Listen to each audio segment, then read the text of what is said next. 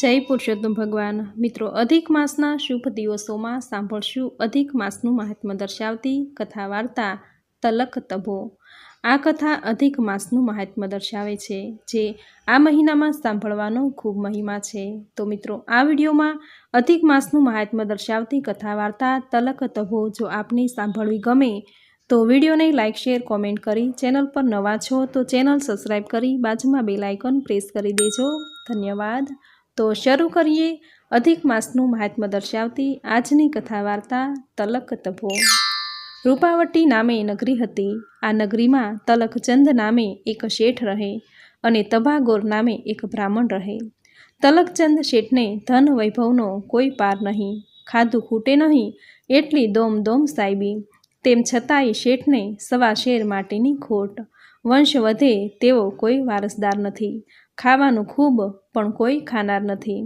જ્યારે તભાગોર વિદ્યાવાન કર્મકાંડી બ્રાહ્મણ પણ સાવેય નિર્ધન। સવારનું થયું તો સાંજની ફિકર। તભાગોર ભીખ માંગવામાં માને નહીં અને કોઈ એમને કર્મકાંડ કથા વાર્તા વાંચવા બોલાવે નહીં।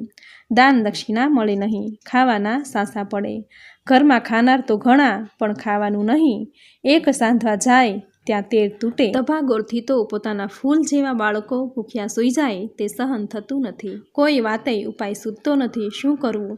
ક્યારેક ક્યારેક તભાગોર પ્રભુને મીઠો ઠપકોય આપે છે કે પ્રભુ, તારી કસોટીની પ્રથા સારી નથી હોતી અને જે સારા હોય છે તેની દશા સારી નથી હોતી।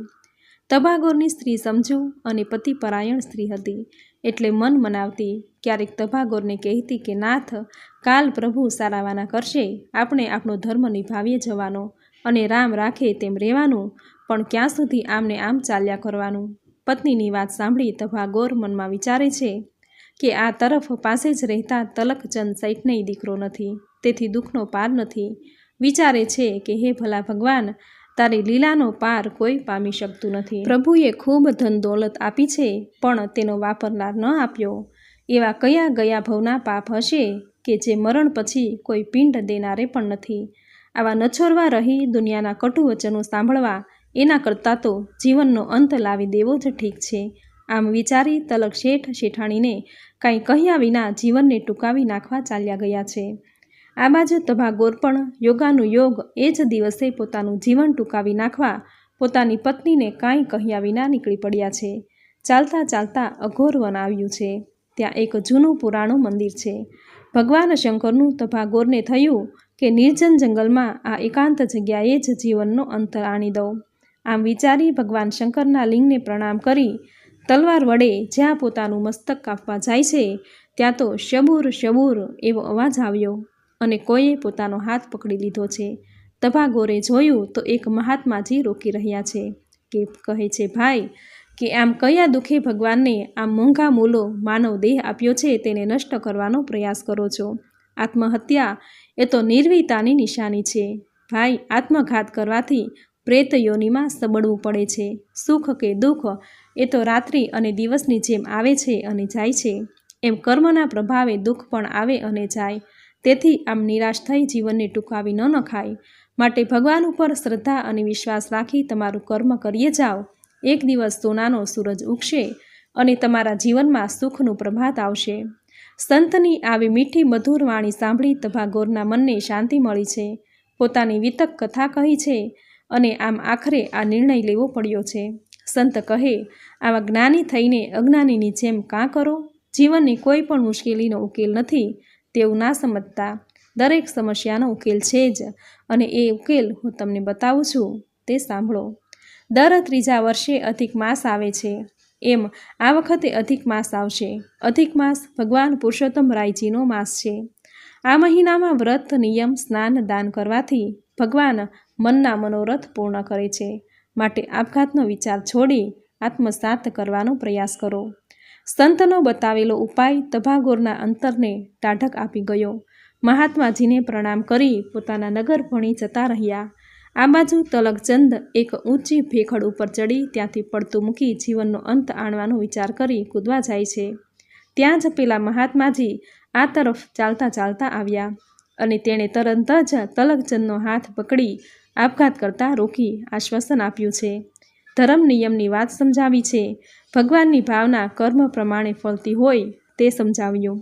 અંતમાં કહ્યું કે હે ભાઈ, આપઘાત કરી સુખ મળતું નથી.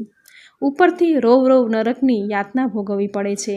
આમ સમજાવી તલકચંદને પણ પુરુષોત્તમ માસનો મહિમા સમજાવ્યો છે. પછી નીમ લેવરાવી શેઠને પ્રભુ ઉપર ભરોસો રાખી કર્મ ધર્મ કરવાનો ઉપદેશ આપી વિદાય કર્યા. એવામાં પુરુષોત્તમ માસ આવ્યો છે. તલકચંદ શેઠ તો મહાત્માજીના બતાવ્યા પ્રમાણે વહેલા ઉઠી નદીએ જાય છે. સ્નાન દાન કરી નદી કાંઠે તભાગોર પણ અધિક માસ નહાય અને કથા વાર્તા કરે. તેમની પાસે બેસીને શ્રદ્ધા અને ભક્તિપૂર્વક કથા વાર્તા સાંભળે. પછી યથાશક્તિ તભાગોરને દક્ષિણા આપે. આ રીતે તભાગોરનું દારિદ્ર્ય ઓછું થતું ગયું. તલકચંદ શેઠ તભાગોર પાસે કથા વાર્તા સાંભળે. આ જોઈ નગરના બીજા પણ તભાગોર પાસે કથા વાર્તા સાંભળવા લાગ્યા. આમ ગોરને દક્ષિણા તથા સીધું સામાન મળવા લાગ્યો. આમ પુરુષોત્તમ ભગવાને તભાગોર ઉપર કૃપા કરી છે. જોત જોતામાં અધિક માસ પૂરો થયો છે. તલકચંદ શેઠે ખૂબ ધામધૂમથી વ્રતનું ઉજવણું કર્યું. બ્રાહ્મણોને જમાડી દાન દક્ષિણા આપ્યા છે. તભાગોરે પણ ભગવાનનું વ્રત પૂર્ણ કરી ઉજવણું કર્યું. યથાશક્તિ દાન દક્ષિણા આપ્યા છે. પછી તો તભાગોરને આસપાસથી કર્મકાંડ કથા વાર્તા માટે આમંત્રણો મળવા લાગ્યા. જેમ જેમ સમય જતો ગયો તેમ તેમ તભાગોરની ખ્યાતિ વધવા લાગી. આ તરફ પુરુષોત્તમ ભગવાને તલકચંદ શેઠને ત્યાં દેવરૂપ જેવો દીકરો દઈ શેઠની ઈચ્છા પૂર્ણ કરી છે.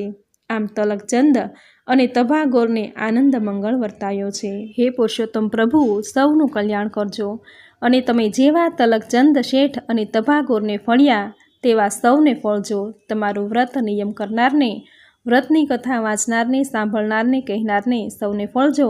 સૌની મનોકામના પૂર્ણ કરજો. સૌનું કલ્યાણ કરજો. જય પુરુષોત્તમ ભગવાન.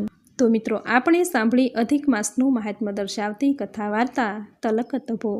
આ કથાનું મહાત્મ્ય એવું દર્શાવે છે કે ભગવાન ઉપર પૂરી શ્રદ્ધા રાખીને આપણે કર્મ કરવું જોઈએ. ભગવાન આપણને ભૂખ્યા ઉઠાડે છે પણ ક્યારેય ભૂખ્યા સોરાવતા નથી. તેનો મહિમા તો પાર વગરનો છે. ગીતામાં ભગવાને કહ્યું છે કે કર્મણ્યે વાધિકારસ્તે માં ફલેષુ કદાચના. ભગવાન કહે છે કે તું કર્મ કરતો જા, ફળ હું આપીશ. આથી કર્મ કરવું એ આપણો ધર્મ છે અને તેનું ફળ આપવું એ પ્રભુનું કર્મ છે. આથી ક્યારેય નિરાશ ન થવું. સુખ અને દુઃખ એ તડકા છાયા જેવા છે. સુખ પછી દુઃખ અને દુઃખ પછી સુખ એ જીવનનું ચક્ર છે. તેમાંથી પસાર થશું તો જ મનુષ્ય દેહ સાર્થક ગણાશે. મિત્રો, તો આજના આ વિડીયોમાં અધિક માસનું મહાત્મ્ય દર્શાવતી સુંદર કથા વાર્તા તલક તભો તમે પૂરી શ્રદ્ધાથી અંત સુધી સાંભળી. જે સાંભળવી તમને જરૂર ગમી હશે. તો વિડીયોને લાઇક કરી કોમેન્ટમાં જય પુરુષોત્તમ રાય, જય શ્રી હરિવિષ્ણુ જરૂર લખજો.